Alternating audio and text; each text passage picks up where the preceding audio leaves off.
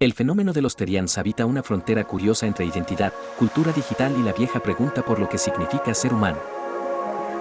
No es un movimiento homogéneo ni una moda con manual de instrucciones. Es, más bien, un archipiélago de experiencias personales que se conectan por un hilo común, personas que se identifican, en algún nivel, con un animal no humano. A veces ese vínculo es simbólico, a veces espiritual, a veces psicológico. En cualquier caso, el tema invita a pensar con calma y con lupa. La palabra Terian proviene del griego trion, bestia o animal. En la práctica contemporánea, el término empezó a circular con más fuerza en comunidades en línea desde finales del siglo XX. Internet funcionó como una llanura compartida donde experiencias raras, íntimas y difíciles de explicar encontraron eco. Foros, redes sociales y espacios de discusión permitieron que personas con sensaciones similares se reconocieran unas a otras y construyeron un vocabulario común. Es importante distinguir. Ser Terian no es lo mismo que el cosplay, el furry fandom o un simple gusto estético por los animales.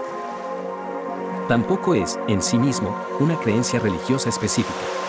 Para muchos Terians, la identificación con un animal es parte de su autopercepción profunda, no un disfraz ni un juego de fin de semana. Aquí empieza la zona de matices. Algunas personas describen su experiencia como psicológica, sienten que ciertos rasgos de su personalidad, instintos o reacciones encajan mejor con la imagen de un lobo, un felino, un ave u otro animal. Otros hablan de una dimensión espiritual, como si su identidad incluyera un componente no humano o una conexión con un yo animal. También existen quienes usan un lenguaje más metafórico para expresar emociones, impulsos o formas de estar en el mundo que no encuentran palabras cómodas en el diccionario cotidiano. En muchos relatos aparece la idea de shifts, cambios temporales en la manera de percibirse o comportarse, como si la brújula interna apuntara por un rato hacia ese lado animal. Esto no implica perder contacto con la realidad ni creer literalmente que el cuerpo sea de otra especie. Para la mayoría, hay una clara conciencia de ser humanos en lo biológico y legal, mientras la identidad se vive en un plano simbólico, emocional o espiritual. El fenómeno Terian también revela algo más amplio sobre nuestro tiempo.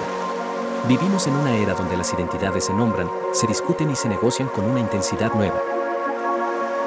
El lenguaje no solo describe, también crea refugios. Decirse Terian puede ser una manera de ordenar una experiencia interna que, de otro modo, quedaría como un ruido sin partitura. Las comunidades cumplen un papel central.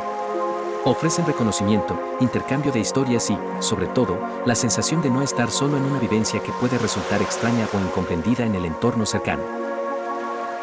Como en muchas subculturas digitales, hay debates internos, desacuerdos sobre definiciones y fronteras, y una evolución constante del vocabulario.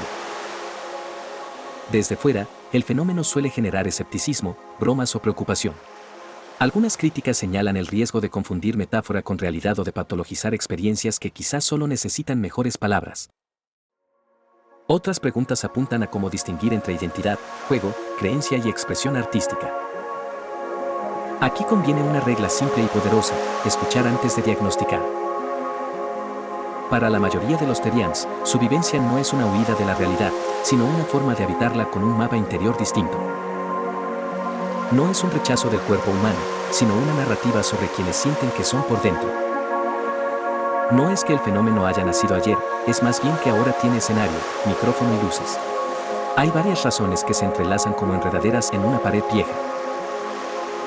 1. Internet como plaza pública. Antes, alguien con este tipo de vivencias podía pensar que estaba solo en su isla mental. Hoy, con foros, redes y comunidades en línea, esas islas se convirtieron en un archipiélago con puentes. Cuando la gente descubre que otros sienten algo parecido, aparece el lenguaje compartido y, con él, el nombre del fenómeno. Lo que antes era un susurro privado ahora puede ser una conversación global. 2. Más vocabulario para hablar de identidad. Vivimos una época obsesionada, en el buen sentido, con ponerle nombre a lo que se siente. Identidad de género, neurodiversidad, salud mental, pertenencias culturales. Todo eso ha ampliado el diccionario con el que la gente se explica a sí misma. En ese clima, experiencias que antes se vivían en silencio o se reducían a soy raro encuentran palabras más precisas, como Terian. 3. Menos miedo a decir esto me pasa. No es que el juicio social haya desaparecido, pero sí hay más espacios donde se puede hablar sin que te tiren tomates digitales a la primera. Eso baja el costo de mostrarse. Cuando baja el miedo, sube la visibilidad. Y cuando sube la visibilidad, parece que aparece un fenómeno que en realidad ya estaba ahí, como un animal nocturno saliendo del bosque al amanecer. 4. Cultura digital y juego con la identidad. Las generaciones que crecieron en Internet están acostumbradas a experimentar con avatares, perfiles, personajes, estéticas y narrativas personales. Eso no crea automáticamente el ser Terian, pero sí crea un terreno fértil para explorar y comunicar identidades complejas sin depender solo del cara a cara. 5. El efecto lupa. Cuando algo recibe un nombre y una comunidad, los medios y las redes lo amplifican. Entonces parece que de repente hay muchos, cuando en realidad lo que hay es más gente mirando. En resumen, no es tanto que este momento haya inventado el fenómeno, sino que este momento le dio voz, palabras y escenario. Como si una constelación siempre hubiera estado en el cielo, pero recién ahora alguien se tomó el tiempo de unir los puntos y decir, mira, eso también es una figura. Una ventana a algo más grande. Más allá del caso específico, los Terians nos recuerdan que la identidad humana no es una estatua de mármol sino una nube en movimiento. Cambia de forma según el lenguaje disponible, las comunidades que nos rodean y las preguntas que nos atrevemos a hacer. En ese sentido, el fenómeno no es un bicho raro en el Museo de las Subculturas, sino una señal de algo más amplio, la búsqueda constante de palabras para nombrar lo que somos.